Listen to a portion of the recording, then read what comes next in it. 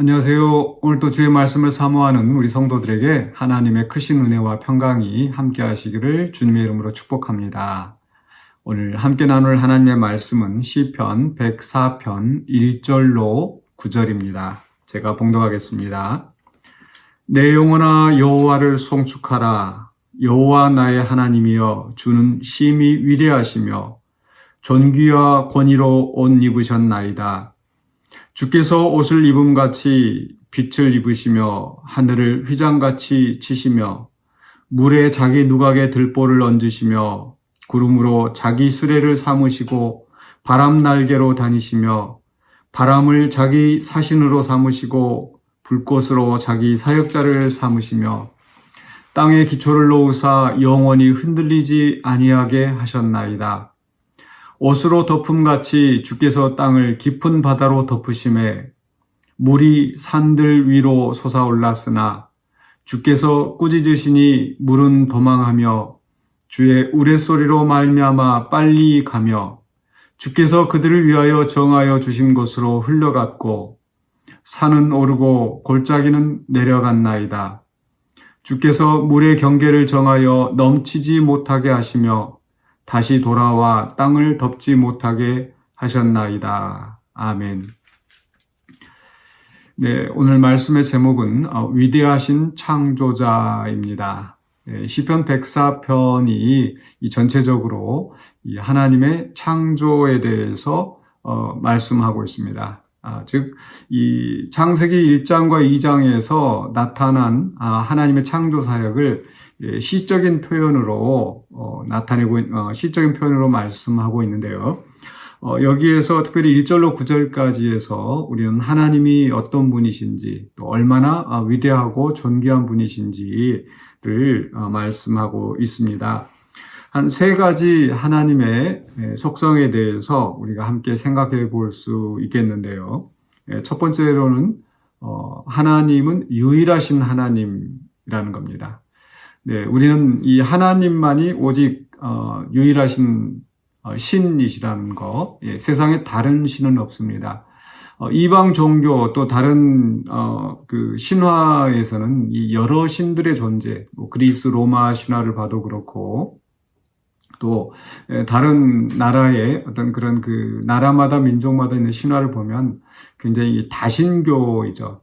그런데 우리 성경에서 우리 하나님은 유일하신 하나님이라는 것을 말씀하고 있습니다. 여기 보면은 물이나 빛이나 또 바람, 또 산, 이런 이 모든 것들이 나오는데 이 모든 것들이 이 모든 자연의 이 모든 것들이 우리의 숭배의 대상이 아니라 하나님께서 창조하신 피조물이라는 겁니다.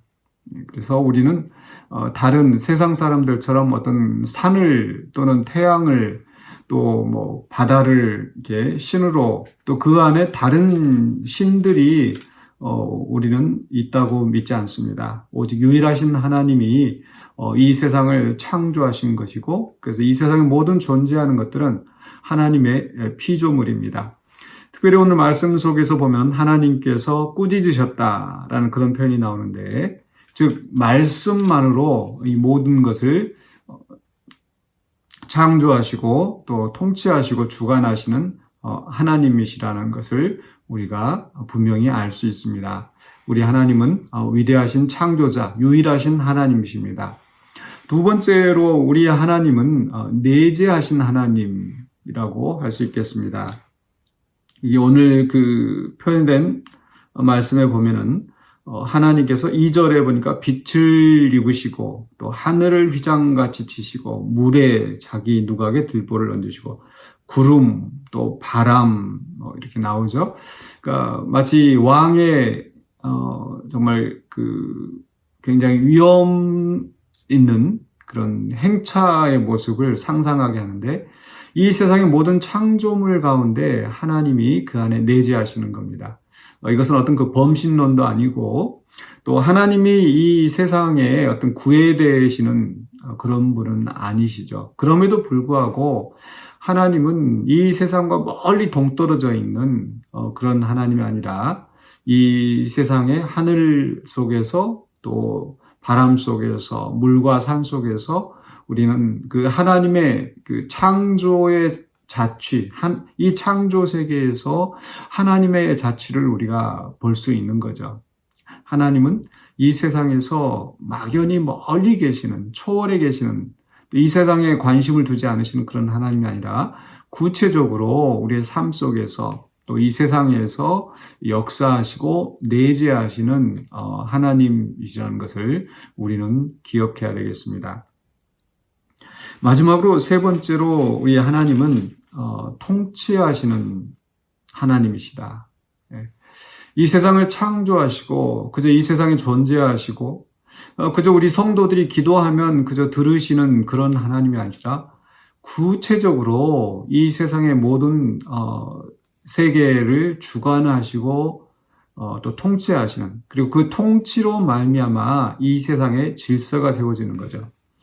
1절로 4절까지에서는 이 하나님의 그 속성에 초점을 맞추고 있다고 한다면, 하나님의 그 영광스러운 모습에 초점을 맞추고 있다면, 그 5절부터 9절까지는 이 하나님의 통치로 말미암아 이 세상에 질서가 세워지는 것을 표현하고 있습니다. 5절에 보시면 땅에 기초를 놓으사 영원히 흔들리지 아니하게 하셨나이다.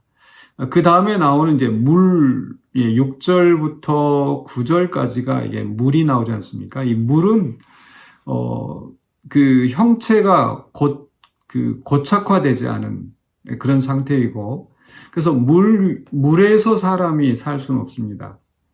그래서 하나님께서 이 땅을 견고하게 이 형체를 만드시고 그 위에서 우리는 살아가는 거죠. 그런데 때로는 이 물이 그 넘쳐나고 우리 쓰나미가 이 땅을 덮치듯이 그런 일들이 있다 할지라도 하나님께서는 그 물들을 꾸짖으시고 경계를 정하시고 다시 넘어오지 못하도록 하셨다라고 말씀합니다. 즉 창세기 1장에서 이 혼돈의 세상에서 하나님께서 질서를 세우시는, 즉 케이오스, 카오스에서 코스모스를 질서 있는 이 우주를 창조하신 하나님이신 것을 바로 이 시적인 표현으로 나타내고 있습니다. 이 말씀이 우리에게 큰 위로가 되는 것은 우리가 이 세상을 바라볼 때에 또 많은 또 재앙이 있기도 하고 또는 지진과 또는 이런 태풍, 또 지금은 우리 사람들이 많이 걱정하는 어떤 지구의 온난화 문제, 또 지구 오염의 문제, 이런 것들로 인해서 우리 걱정이 사실 많은 것은 사실입니다. 그런데 우리는 세상 사람들과 좀 다른 각도에서 생각해 볼 필요가 있습니다. 물론 우리가 하나님께서 창조하신 이 아름다운 자연, 이 자연을 더 우리가 보존하고 그런 책임이 분명히 있습니다. 즉 이런 어떤 그 기후 어떤 그런 위기에 대해서 우리가 무관심하자는 것이 아니라 거기에 하나님이 아니 계신 것처럼 그저 이 세상이 어떤 그런 자연적인 그런 힘에 의해서 또는 이 자연적인 어떤 그 파괴 과정에 의해서 소멸되는 것처럼 우리가 걱정할 필요가 없다라는 거죠. 그래서 우리가 하나님께서 우리에게 맡겨주신 이 창조의 세상을 우리가 더 아름답게 보존하는 책임을 갖되, 그러나 이 하나님께서 땅에 기초를 놓으시고 영원히 흔들리지 않게 하신 이 창조의 세상, 그래서 하나님이 붙드시고 또 질서를 부여하시고, 물론 이 오염된 세상에서 또 죄로 말미암아 왜곡된 세상에서 또 종말이 다가올수록 또 지진과 또 모든 재난이 곳곳에 있다 할지라도 여전히 우리 하나님께서 통치하시고 그 통치로 말미암아 이 세상에 질서가 유지되어진다라는 것. 그렇기 때문에 우리는 너무 지나치게 염려하거나 불안해할 필요는 없습니다. 하나님이 주신 이 아름다운 창조 세상을 바라보면서 우리가 그 안에서 또 하나님을 찬양하고 또 하나님께서 우리에게 주신 이 창조 세계에서의 사명을 감당하는 최선을 다하는 그런 삶을 사는 것이 중요한 것이죠. 그래서 오늘 말씀을 생각하시면서 우리는 유일하신 하나님, 또 그리고 멀리 계신 분이 아니라 여전히 이 창조 세계 안에서 역사하시고 주관하시면서 질서를 세우시는 통치하시는 하나님이신 것을 기억하시기 바랍니다. 그리고 그 하나님의 은혜 안에서 우리가 또 마음껏 이 창조 세계를 누리면서 살아가고 또 하나님께 찬양하고 하나님께 영광을 돌리며 또 우리에게 맡겨주신 사명을 감당하는 저와 여러분이 되시기를 주의 이름으로 간절히 축원합니다. 기도하겠습니다.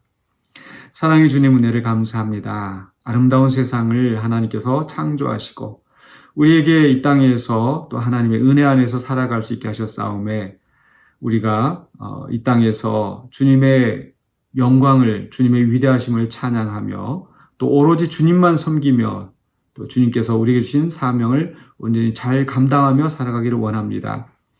세상에 많은 염려가 있고 세상에 많은 재난과 또는 무질서함이 우리를 위협하지만 그러나 여전히 통치하시고 또 주관하시는 하나님을 바라보면서 주님과 함께 믿음으로 헤쳐나갈 수 있도록 인도하여 주시옵소서. 예수 그리스도 이름으로 기도하옵나이다. 아멘.